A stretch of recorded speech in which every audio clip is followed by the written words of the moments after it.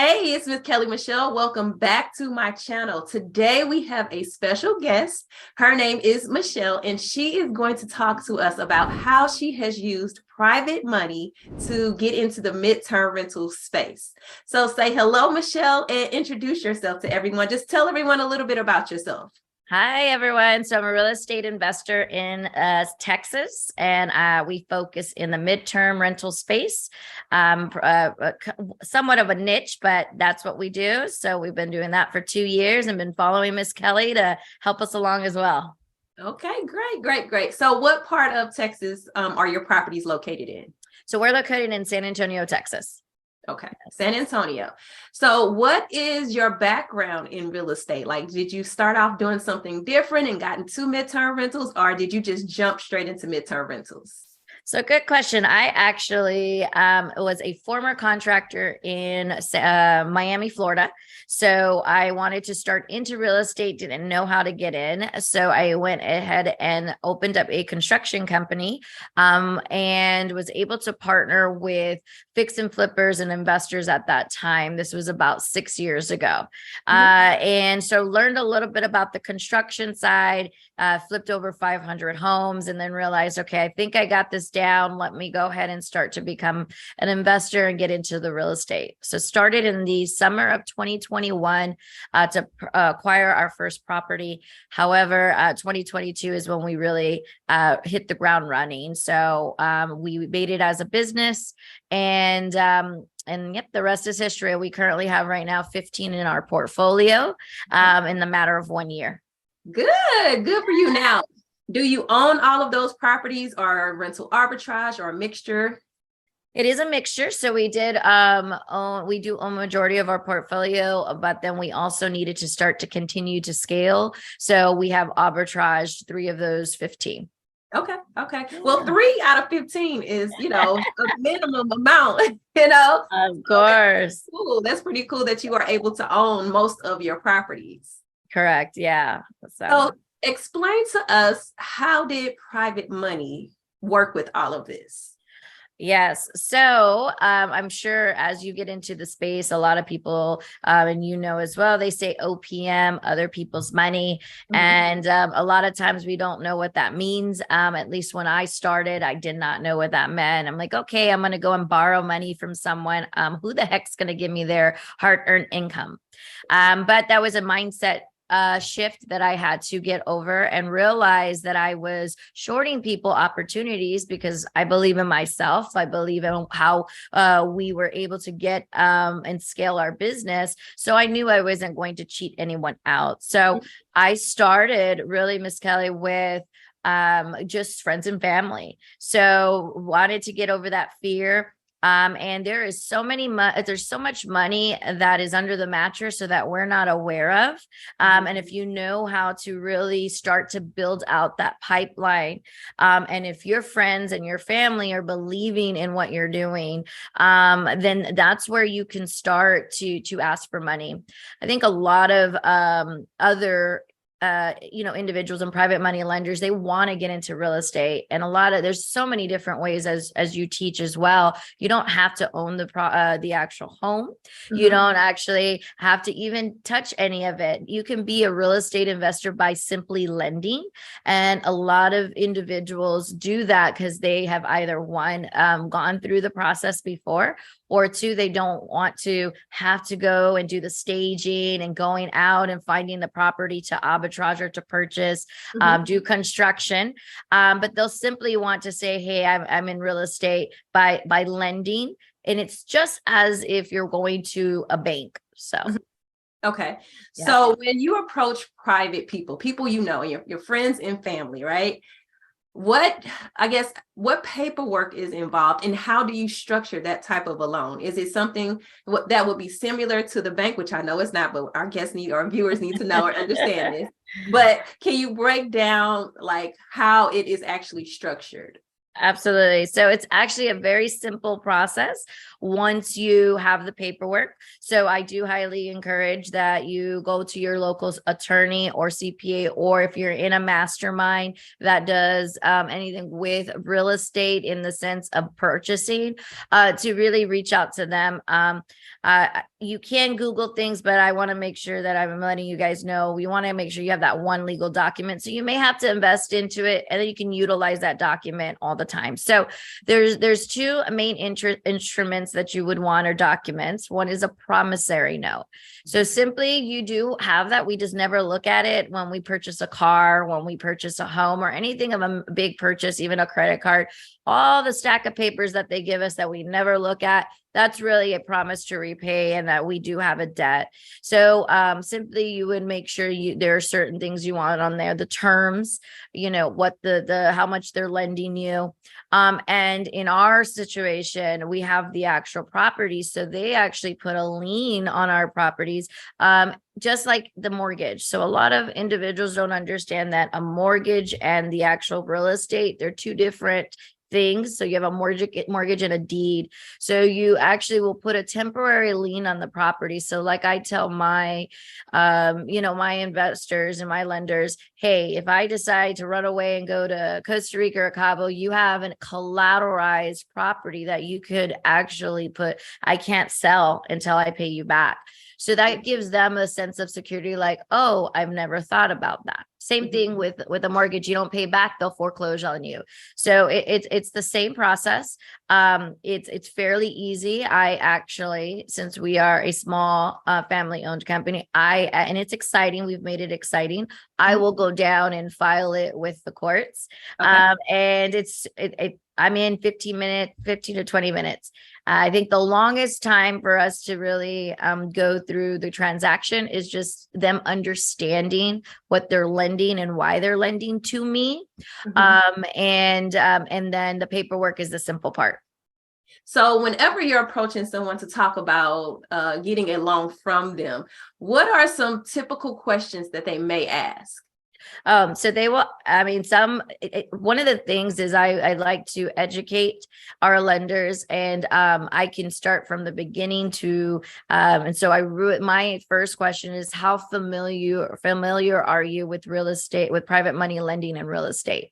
Mm-hmm. If it's someone that's brand spanking new, they're going to say, what are you doing? So when coming to midterm rentals, so typically, obviously we are asking and seeking now for construction, or we have, and we also do for furnitures. But one of the things I don't want to scare, your following, is that the entry to barrier could be up to, could start at 15,000, 20,000.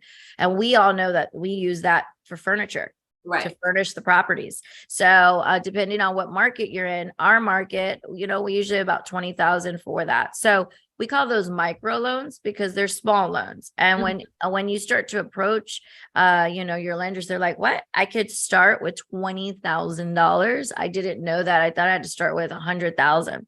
Mm-hmm. And so their question is, how long do you need the money? So I do a lot more of the interview questions. One of the main things that I always tell my lenders is, can you part away from this money for at least a year?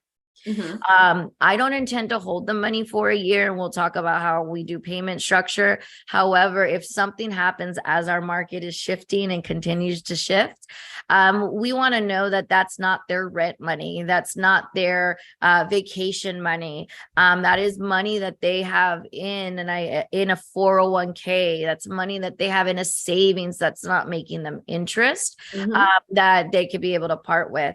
So some of the typical questions, they'll ask me is, what are you going to do with the money? We obviously want to be full and transparent. So that's the trustworthy part. Right. And then I also tell my investors, it depends on how much you want to be involved. Obviously, we're always doing social media, especially if we're in midterm rental space, to gather people to come to our properties and get to that. So I let them know, look, I can give you phases of what we've, so you can see the property. A lot of people like to see it. Some are virtual investors, but at least I can get that whole documentary. I'm doing it anyways as we're building our journey on social media. Right. Some just say, give me the terms, tell me when the money is coming back to me. And then they'll and they don't want to be heavily involved. So then I make sure I don't, I just follow the legal side of it, and that's it. Yeah. And most places or most states, they have a promissory note online for your state, or, so those are pretty common. So just to make sure you guys are aware, it's pretty easy to get a promissory note if you go out there and just take a look. So, okay. So you have your people, you give them, the information they need to make the decision of whether or not they want to lend to you, right?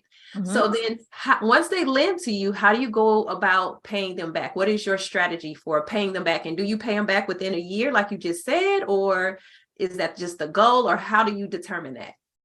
So it really depends. The great thing about structuring this is it's what your threshold and what you're comfortable with. There are some negotiations when it comes to that.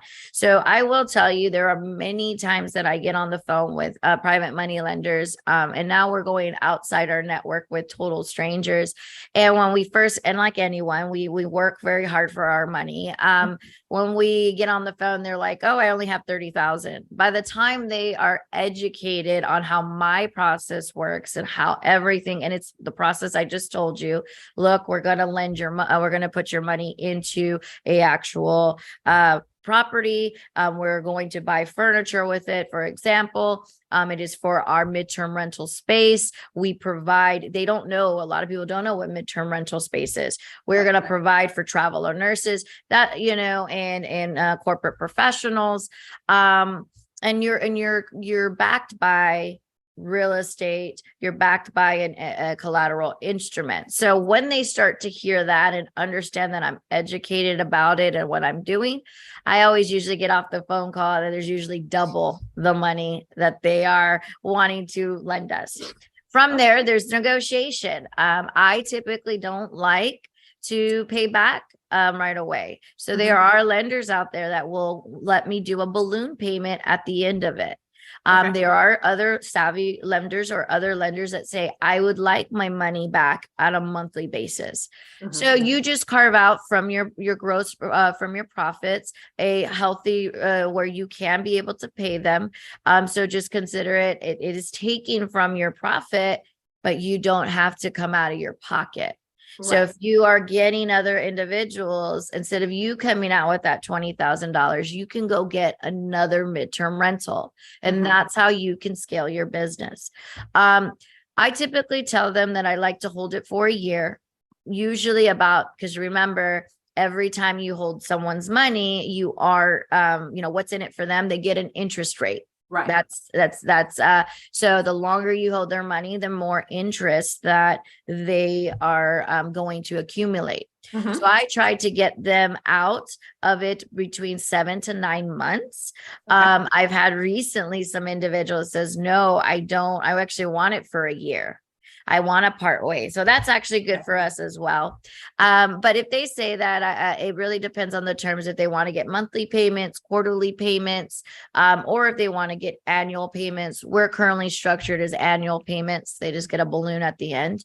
But what I like to do, and something what we do a little different, is these individuals are touching their savings account. These individuals are touching their 401ks typically. Usually we get those letters from the end of the year from our banks that show us our whopping 0.2% interest rate. Yes. We actually send them out and we'll give them their 8% annualized interest rate, and it gives them, and they're like, whoa. And then you can look from one bank statement to another. So we simply say, do you want to continue to work with us? Or do you want just your interest back? So you want to roll it into another deal, or do you want your interest back? Or do you want us to go ahead and fund you the money totally? When people see that they're it is a very seamless process and pretty easy, they always roll their money back into another deal. Okay. So once you start building this little nest egg and pipeline, as long as you know how to be disciplined with other people's money, then you could start to really scale your business and be able to buy more properties. Yes.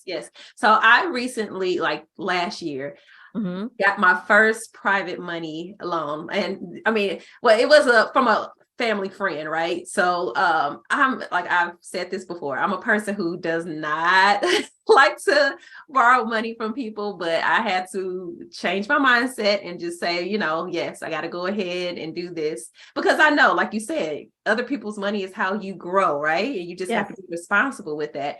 I just always had the fear of like, oh, what if something happens and I can't pay it? Or, I'm vacant for a month and I'm short, like those things run through your head, but you have to just keep moving forward and believe like, hey, things happen in any business, in life, whatever. You just got to keep it moving and, continue to fulfill your responsibilities. But it has definitely helped me grow and get more units and be able, like you said, to furnish it and do the things I've wanted to do, to the point now where I'm like, okay, let me pause, stop getting properties and just kind of enjoy the profits a little bit. And then later on, at some point, when I feel more comfortable, I'll go out and get some more, right? Yeah. And one of the things I will say is that's how my mindset was. So I've been an entrepreneur since 2013. I ran a very successful consulting company. I've ran a very, a construction company. And then running into real estate, I did liquid and bring some of that over. But the scaling of what we've done, you can get tapped out rather quickly. Yeah. So, my first lender, and I will never forget this, and this is what has changed my mindset. I was scared to death. I was like, I'm not using other people's money. That's going to make me feel like I'm poor. It's going to say that I'm not a good business operator. Everyone does it. We utilize and we go to a bank to get a loan. We use it for our cars. We use it for other things. We use credit cards. We're lending. You got to learn how to leverage. And so my first lender, he told me, he's like, I've been waiting for you. And I remember I was asking for $30,000 and I said, I'm going to ask you for $30,000 and I'm going to cover 20,000 of it. He's like, and so that's 50 grand. And he goes, I'll give you 60.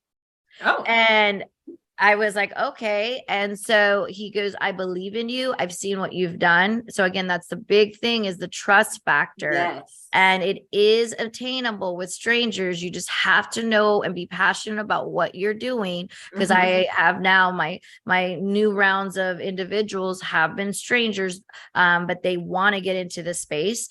And yes, there is a fear, Miss Kelly. One of the things I will tell you is open communication. Right. I recently had it. I had it last quarter. A good thing we had one private money lender on something. And I want to give you the true good and ugly, just so that every one of your viewers can understand that there is. One of the things I do, and that's why I ask our lenders, like, how much do they know? Everything's a risk. So they do understand that they're tying it to the risk. But if you know how to pivot and you know how to be able to really just have that open communication with your lenders, they will be understanding, because guess what? As long as you're telling them, they're still making more money on their money. Right. So if it is that you have to extend it for 3 months, 4 months, or 2 months or a month, you just let them know and have that communication. Obviously, there's a couple of documentations that you still want to be in compliance with, but you can do it. And like I said, I had one private money lender I had to do that with. I was, again, we purchased a lot of our properties. We were in a refinance phase. And interest rate, usually we get a cash out refinance. So our loan to value usually is at 80%. Well, it dropped to 65%. So gosh. 15% of my earnings that I was going to put back into the company, actually, I had to come out of pocket. So talk about pivoting and talk about being very and not giving up. Again, we're talking a scale of things I would recommend. do this once, like you said, fill it out, pay back your first term or your first person, and then be able to start to build that and build your confidence and your trust. And then you also have a track record. But I had to just let them know, look, this is your second term with us. We've done it again before. Here's what's going on. But guess what? I'm going to pay you another 1% per month until I pay you back. They were fine with it. And then they went ahead and finally, when I was able to do that, they renewed again. So my thing is just be open and don't be scared. I think that's with anything in life. Hit it, head on first. And just know they're taking a risk on you, and it's how you handle it of how they're going to be able to be receptive and ever lend you again. Everyone goes through that. So yes. And I can definitely say, like, totally to your point, when people see what you're doing and they see that you're running your business the right way, you're honest, you're open, they believe in you, they are more willing to loan to you. That's exactly how my family friend loaned to me. Like, he was like, oh yeah, I see what you're doing. I know you're good. Yeah. Here you go. And it was just that easy. And I'm like, oh, okay. Yeah. Like, you're going to give me all of the money I asked for? Okay. I'm thinking I had to go to several different individuals and like pull the money together. But he's like, no, here you go. Yeah. Cool. Absolutely. No. And it's true because, like I said, there's a lot of individuals that are out there. I'll give you an example. My business partner is my mom, and my business partner, we learned about all this. She didn't have a lot of liquid to come to the table. Corporate America back then. This business has been able to retire her into entrepreneurship, or get into entrepreneurship. And now she's retiring. 1 year we've been able to get her retired. But she had her 401k. So I keep emphasizing on that because there is a lot of individuals that have signed up for 401k. There is a process. So you can't just go to, your John Hancock or Carl Schwab and just go take the money. Seek an attorney with that, or do some research on it. They would have to transition it to a self-directed IRA. And when they do that, they can tap into their money before the age of the retirement, which I believe is 62, 63, individuals will realize that they'll make more money with you than they will make with them. And when I say that, understand the healthy return. It's not going to take a lot from your profits. So, it depends on what you negotiate. It's really how you feel. I will say in the market right now, what people feel to lend is anywhere from 8% to about 15%. So I want to give that big window because it's really up to you to sell your vision. But the people that are not in the real estate, they're okay with an 8% annualized return. So understand that, guys, it's not per month because that would just eat at your cost. That's very high, but annualized. So look that up, Google it, and it'll tell you what that means. But they don't make that. They're making 2%. So going to friends and family, they're like, I see what you're doing, but I'm not in real estate. But then you have the savvy real estate investors. They're the ones that want to get you for that 15%. And I've turned away that money. I'm not that big yet. I'm not going to, and I give it to them that if they get it. But there's so much out there, right? There's so much money that's out there. But like you said, once you got your first one, it's like, wow, why didn't I do this before? Right. Yeah. So what do you feel like are the pros and cons of using private money for midterm rentals? So for me, the pros are obviously you're able to scale your business. And it's not only for that. We have operating costs, and we always forget to pay ourselves. We always forget to, especially if you're doing this full-time, more if you're doing it part-time. So you want to make sure that, cash is king and being liquid. But also think of it as like this, guys, and I forgot to say, but also think of it as you're giving other people opportunity to get into the real estate game. That's how you have to have the mindset. People partner, they're going to hear no's, but people partnering with you, you're giving them an opportunity to pay into you for them to get into real estate. Because then they tell their friends and family, I'm in real estate investing, because that is a component of real estate investing. So the pros are you are able to purchase or furnish more properties or do the things and partner by you still being the owner and you owning your arbitrage or however, partner with other individuals to show it how it works. Also the pros are, like I said, you're able to, if you're disciplined enough to continue to do this and scale your business. Mm-hmm. The cons is you have to be disciplined. The cons are, for me, you have to be ethical. You can't go around because it will go fast, go around and tarnish your name and take someone's money and then never pay them back. That's the con. The con is you do need to make sure that you have things very, very organized when it comes to this, because you are playing with other people's money. You are using other people's money. The con of it, just like you mentioned earlier, is to put enough in reserves to understand that there may be those off seasons. There may be that 1 month that it's not booked. So the months that you are booked, or the months that you get that insurance contract, you need to make sure you're putting that money and stashing it away. So really understand that, because the best thing is to have that money in reserves. It's a temporary loan. Have it to the side before your deadline, then not have it at all and having to have that uncomfortable conversation. Yep. And that point, like in this business, sometimes we have vacancies, it might not be a full month, it may be part of the month, but either way, you have to cover that, right? So to have those reserves just to cover that amount of time where no one is in the property is a big stress reliever, right? Correct. Yeah. Go ahead. Let's say, and just think of it. If you're seeking $20,000, you get it at 9 months. Do $20,000 divided into 9 months. Take it out of your profits. Just take it, put it in a bank account. Just take it and put it in a bank account, at least for your first time round. If and then you'll learn how to play with the money, but you don't want, and when I say that, it's just knowing when to start to save.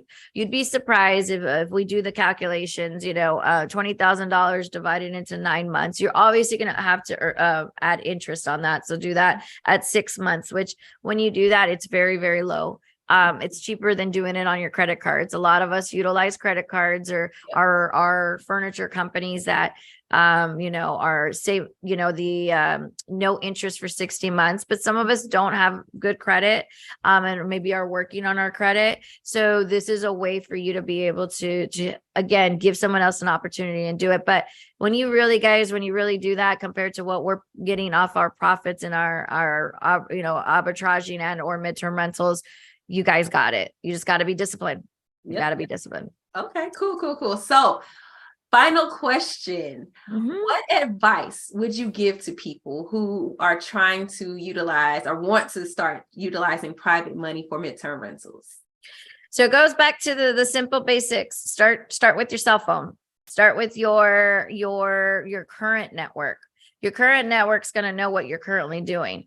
Start to feel a little bit more comfortable with that. Our cell phone is our most powerful, or Rolodex, so to speak, are our most powerful things.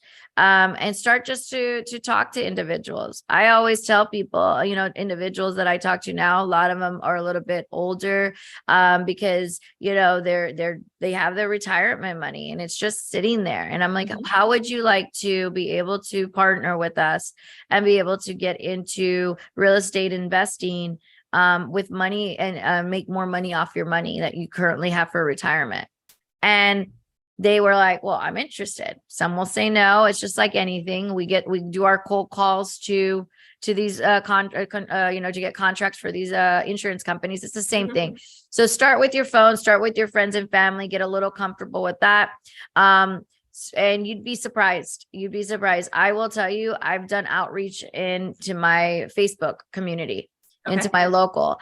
I was very surprised and shocked. I didn't even know just about 2 months ago, we got another individual that has joined our investing side. Didn't know where he came from. Didn't understand. I don't know how we followed each other. But it happened, right? He wants to get into real estate investing, but has a full-time job, doesn't have time.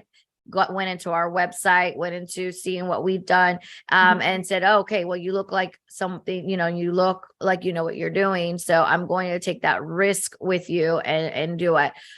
He's received that value. So it's all, also look into your own things. A lot of us don't realize this. We have our own savings and we really don't even think about that.